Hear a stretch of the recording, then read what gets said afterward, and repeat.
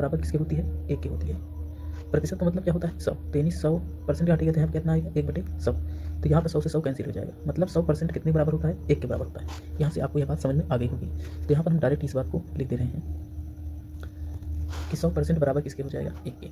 अब यहाँ पर ध्यान दीजिए, 100% बराबर है 1 के। अगर मैं 1 को आधा कर दूँ, मतलब 2 से भाग दे दूँ, तो यहाँ भी इसको 2 से भाग दे दूँ, तो 1/2, इसको जब 2 से भाग देंगे तो आएगा कितना? यानी कितना आएगा? 50%। तो ये कह सकते हैं कि 1/2 बराबर किसके होगा? 50% के। अब ध्यान दीजिए, यहीं पर 1/3 कर दें, कितना कर दें? 3 कर दें, 1/3।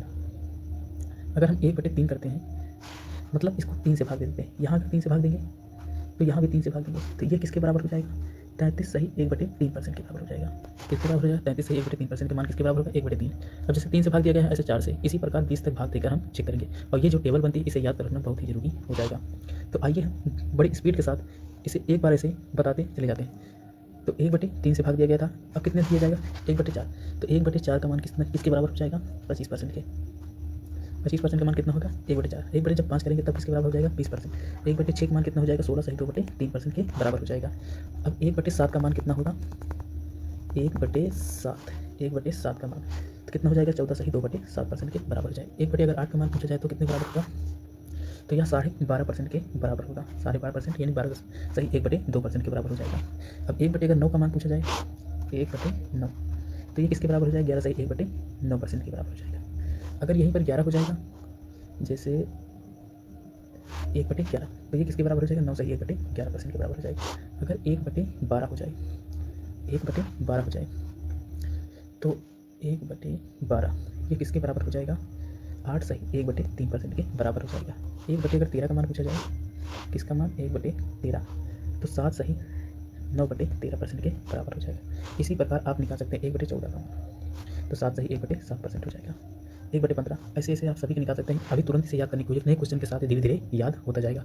तो आइए हम डायरेक्ट अपने क्वेश्चन पर चलते हैं, लेकिन क्वेश्चन से पहले हम कुछ बात जो है वो फिक्स बता दे रहे हैं। इस बात को ध्यान से समझ लीजिए, सभी चीज़ें अपने आप में 100% होती हैं, लेकिन वो कंपेयर दूसरे पे किया जाए तो वो 100% कभी नहीं होती। तो कोई भी वस्तु छोटी से छोटी हो या बड़ी से बड़ी हो, हमेशा अपने आप में कितनी होती है? 100% होती है। लेकिन कंपेयर आप दूसरे से करेंगे तो वो 100% कभी नहीं होती। तो हर एक चीज़ को 100% मान जाएगा परसेंटेज के चैप्टर में, इस बात को ध्यान दीजिए। एक बात और ध्यान दीजिए, प्रतिशत का मतलब क्या होता है? 1/100 कितना होता है? 1/100। प्रतिशत का मतलब कितना होता है? 1/100। और यही प्रतिशत को अगर एक चीज़ ध्यान दीजिए, परसेंटेज बराबर 1/100 होता है। जैसे अगर भिन्न है 2/5, इसको परसेंटेज में बदलना है, किस में बदलना है? परसेंटेज में। तो कितने से गुणा किया जाएगा? 100 से, तो कितना आ गया? 40%। इस बात को ध्यान दीजिए। अगला यहीं पर देख लीजिए, जैसे 40% को अगर हमको भिन्न में फिर यहाँ से यहाँ पहुँचना है, तो 40% प्रतिशत हटेगा, कितना आएगा? 1/100।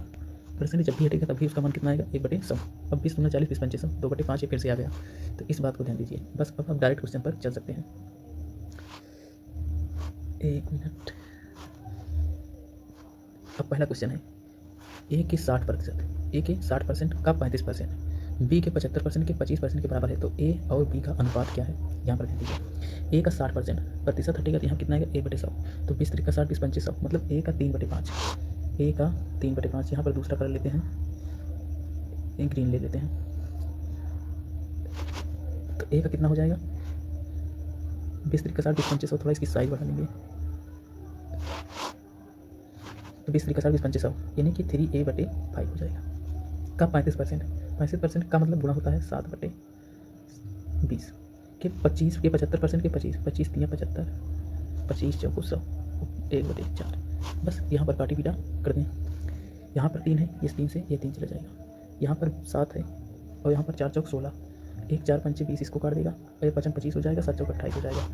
तो मेन रिजल्ट यहाँ पर निकल गया है क्या? 7 × 4 = 28, ए बराबर 25 बी। तो मतलब ए का मान क्या हो गया? 25, और बी का मान कितना हो जाएगा? 28। तो ए और बी का अनुपात पूछा गया, तो ए का मान 25 और बी का मान 28। तो कौन सा ऑप्शन सही होगा? ऑप्शन पहला, 25 और 28। अगला क्वेश्चन, दूसरा क्वेश्चन है, यदि किसी संख्या के 50% के 45% बराबर 27 है, तो संख्या ज्ञात कीजिए। कोई भी संख्या है कि 50% है, अगर संख्या यक्स होगी, 1 मिनट, अगर संख्या यक्स होगी, संख्या मान लीजिए यक्स है, यक्स का 50% बराबर होता किसके है? 1/2 के।